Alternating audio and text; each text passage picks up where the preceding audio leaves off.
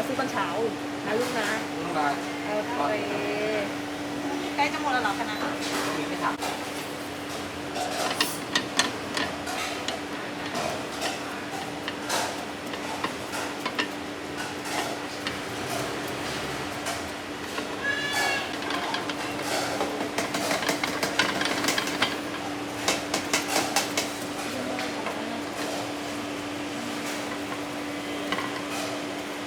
แล้วมีในต่างกันเย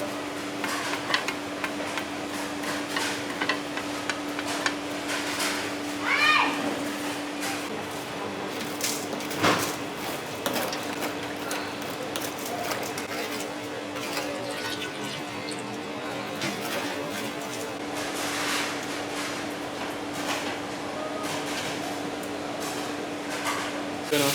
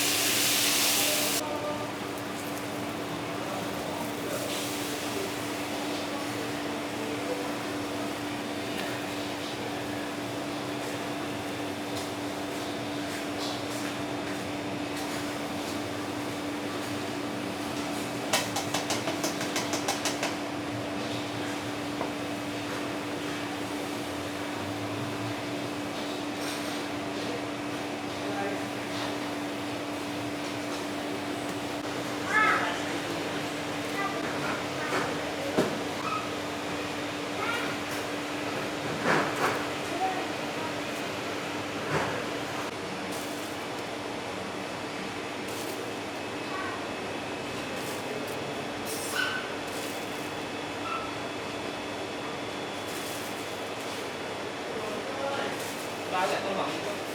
มีจ้ะ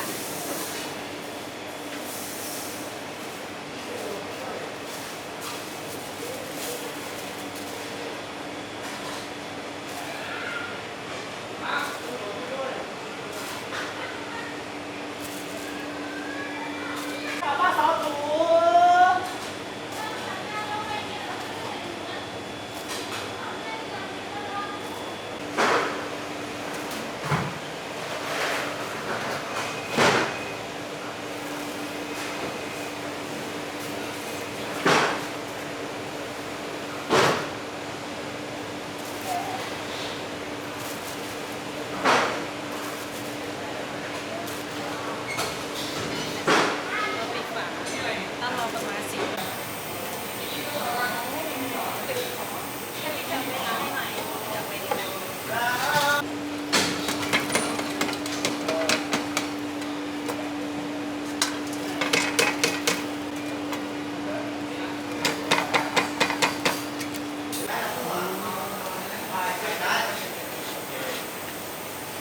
ป้าคนเมื่อกี้ละที่มาอุดหนุนเมื่อกี้ฉันซื้อแบบเปล่า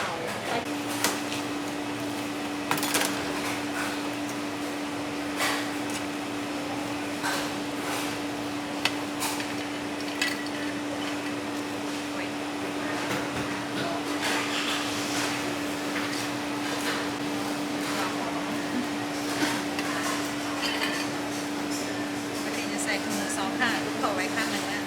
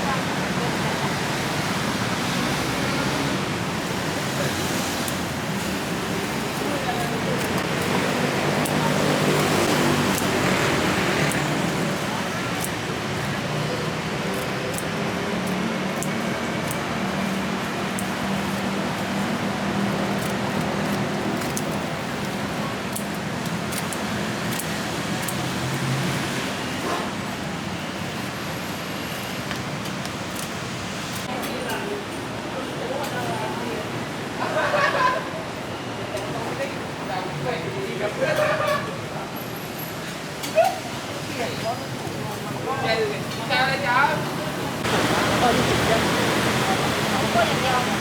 โกเมก้า สองกล่องเลยอันหนึง40อันหนึง20 เอานะอเมริกัน5 บาท